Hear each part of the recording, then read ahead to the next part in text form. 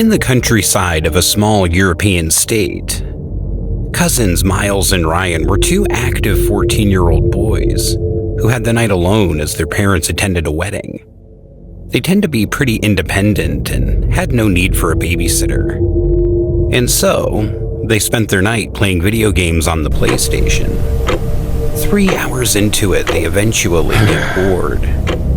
It was beginning to get dark outside, and Miles decided it would be a good idea to invite Ryan to use the Randonautica app to look around in the nearby woods. It was twilight when they started their trek.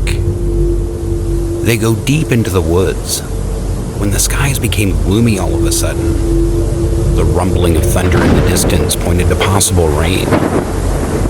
They try to run to find cover as it got dark.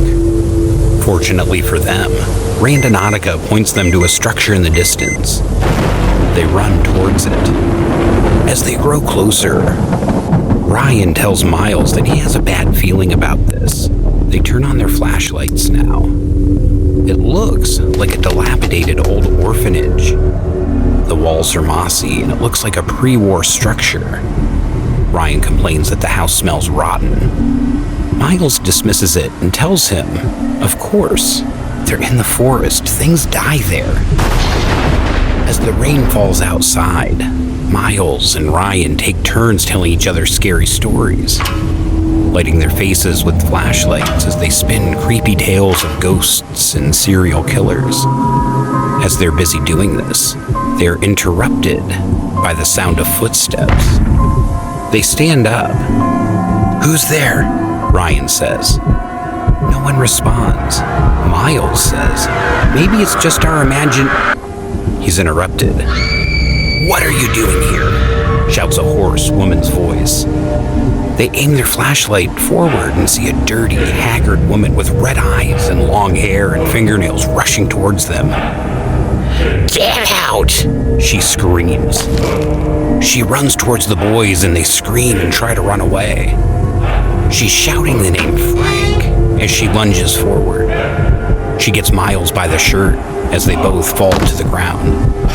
She pulls him closer and grabs his arm, her fingernails digging deep into his skin. As he tries to pull away, her fingernail creates a long, jagged wound. Ryan tried to pull Miles away, but he's interrupted by the imposing figure of Frank, a giant of a man standing behind him, his glassy red eyes staring down on the boy. He looks disoriented and spaced out. Everyone basically stopped, just looked at him, including the woman. Miles manages to stand up, basically pissing himself at this point. "Hey, do you have any Coke?" Frank asks. Ryan shakes his head, but Miles says yes. Ryan stares at Miles in disbelief. Miles fakes confidence. "Of course we do, but we finished the ones we brought here, so if you want, since you allowed us to stay in your place, we'll just go home and get you some." Frank thinks about it. There's a tense silence. "Sure, bro? I mean, we can share." Miles smiles. "Sure, I would love to. Just give us a few minutes to get home. We'll give it to you." "Yeah," Frank says. They move away slowly. Then they start to walk away. Ryan trips and falls. As he raises his head, he tries not to scream. He tripped on a decomposing human corpse. The corpse had a long gash on his neck. It looks like it was slit. This was the source of the smell. Miles sees it, looks back at the two and gives them a thumbs up, and they go into the forest. They walk away now. The two druggies seen in the window staring at them. Then the woman just runs after them. "Hey!" Ryan wants to run, but Miles stops him. Miles smiles and says, "Yeah? I know where you live.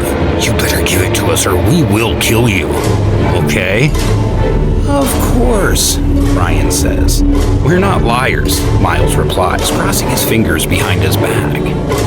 The woman calms down and goes back inside. looking at them expectantly. They make a run for it. They run as fast and as carefully as they can.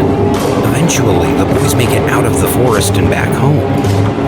They immediately report it to the police. The decomposed body was that of another druggie friend was discovered. These two were clearly violent, and Ryan and Miles only narrowly escaped. The two were never caught.